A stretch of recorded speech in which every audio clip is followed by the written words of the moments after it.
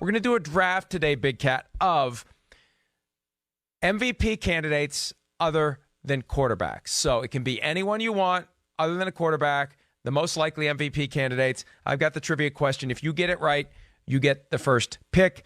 There are 5 quarterbacks that have thrown a touchdown pass for both the 49ers and the Chiefs. 5 of them. Touchdown pass for the 49ers and the Chiefs. Name 3. Alex Smith, Joe Montana, Steve DeBerg, Steve Bono, Elvis Gerback. Oh, God.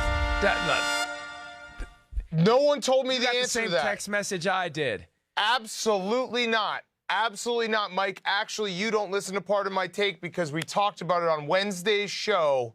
It is insane that the 49ers, there was a stretch, I think it was 3 decades long, where the 49ers, or the Chiefs, did not win a football game with a quarterback they drafted, yet they won like 150 games with San Francisco 49er drafted quarterbacks. And also, it's a little shout out to Brody Croyle, who the Chiefs did draft and went 0-10 in his starts for the Chiefs. So the history between these 2 franchises and the quarterbacks is very weird, very odd, and I knew that answer. So I will say this. I didn't listen to Wednesday's Pardon My Take, and whoever writes the trivia questions didn't listen either. Or maybe they did. Maybe I'm the one who's on the wrong side of this grift. All right, you get the first pick. All right. It is a crazy stat, though. It's very fun to go down that rabbit hole. Okay, my first pick is going to be an easy one. It's Raheem Mostert. He is definitely the far and away, if you're talking about MVP candidates that aren't quarterbacks, he's going to be the guy. Because if the 49ers win, it's going to be a lot because of what he does running the ball. If he puts in a game like he did, obviously 220 yards was out of this world good. But if you get somewhere around 130, maybe a score or 2, and Jimmy Garoppolo only passes the ball 15 times, he's going to be a surefire MVP if the 49ers win this game. So that's the easy number 1 pick. That already has won me the draft. No, I don't. Well, you won the draft because the trivia question was rigged. I'm going with George Kittle because of the credit he'll get for blocking, the overall football vibe that he has, the name recognition, the voters like him.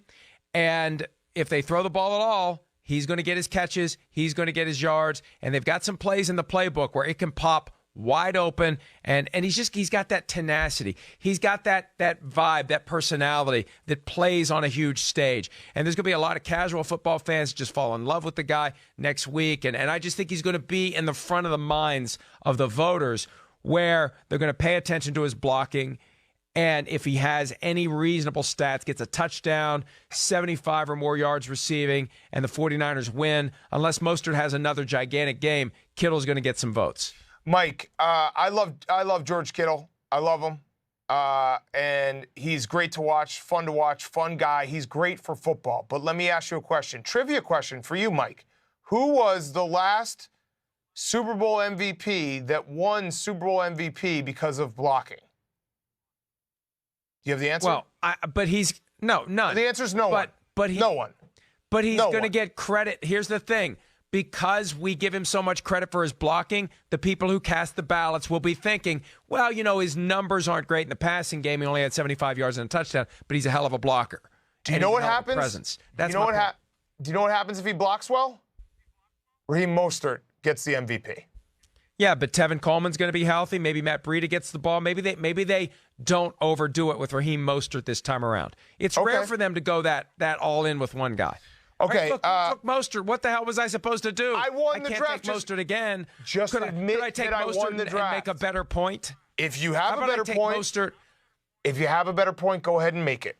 Make your next pick. Take Kittle and make a better point.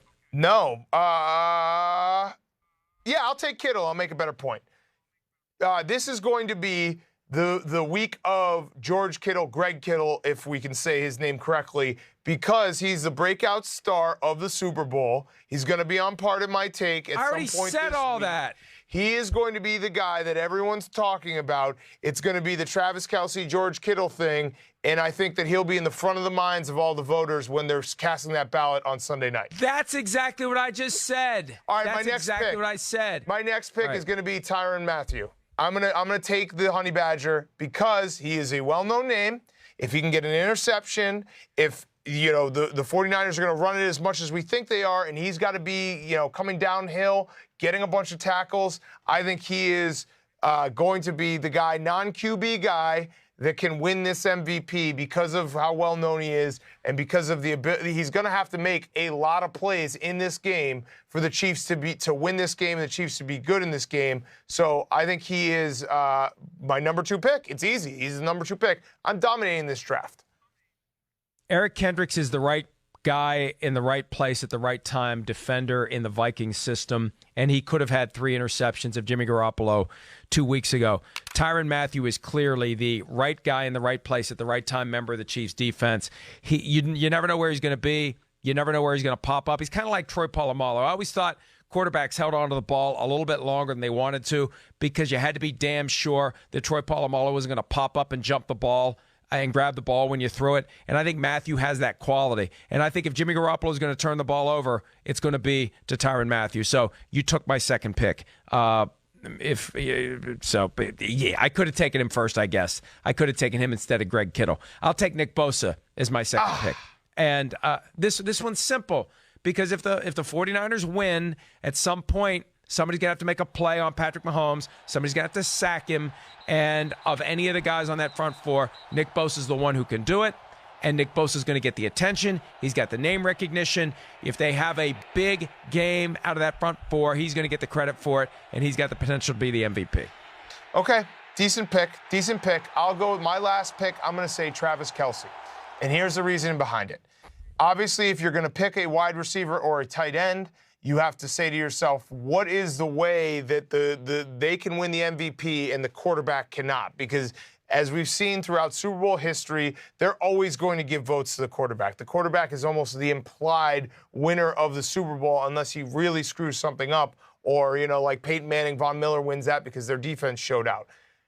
If the Chiefs' big, deep threats are kept, contained here, and Patrick Mahomes doesn't have the eye-popping yardage that he can get if he hits Mecole Hardman, if he hits Tyreek Hill, if he hits Sammy Watkins deep.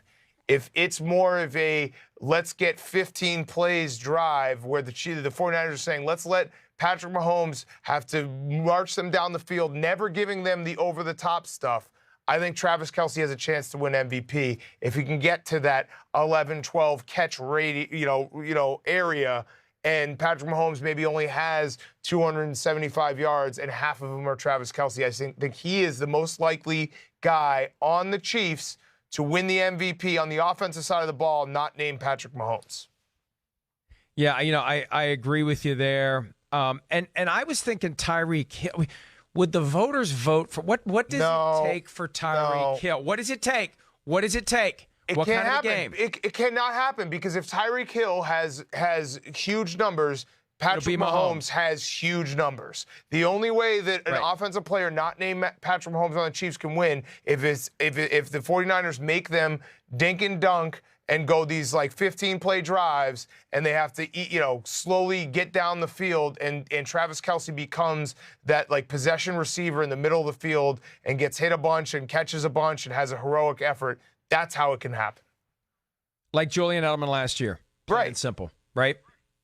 Right. All right. I'm filibustering here. I got to come up with one. I dominated you. Just concede. Roll over. Let me sniff your belly. We're at the dog park. I beat you. Are you done? Yeah, go ahead. I'm going to go Robbie Gould. You know why? You know why I'm going Robbie Gould? Because no kicker has ever won MVP of the Super Bowl, so they're due, right? And I could see a scenario where nobody has stats that just jump off the page. How many field goals does it take? What's your guy, PFT commenter, always say 3.5 field goals over under? What if Robbie Gould hits 4 field goals and nobody else has any huge numbers that justify him being the MVP? Maybe the time has come for a kicker, and maybe it will be Robbie Gould, who caps off a season where he re-signs after acrimonious negotiations with the 49ers. He comes back and he bangs 4 field goals, and nobody else has great numbers, and they give Robbie Gould the MVP. How about that? Mark Mosley was the NFL MVP in 1983. The time has come for a kicker to be the MVP of the Super Bowl. Robbie Gould. Bear for I couldn't life. think anybody else. Bear for life. Wanted to be a Bear this year. Oh, now and that. Super Bowl. And that. That's why I did it, to stick it to you. Okay. It was all subliminal. I forgot about that. I have an obvious one that you missed, and I gave you a little misdirection. We already did 3 rounds. I know, but I'm going to just throw an extra one in there because that's how bad I'm dominant. I'm going to run up the score on you. An obvious one that you missed when we were talking about Chiefs' offensive weapons. I gave you a little misdirection. I said, how could anyone on the Chiefs not name Patrick Mahomes on the offensive side of the ball win MVP? Mike, you fell for my trap. How do you not put Mecole Hardman in there as a kick returner, as a punt returner? If you return 1 or 2 kicks for a touchdown, you're going to win MVP. So there you go. That is more likely than Robbie Gould kicking 6 field goals and winning MVP that way. So I not only beat you with my 3 picks, I beat you with my 4th pick. This, folks, has been a bloodbath.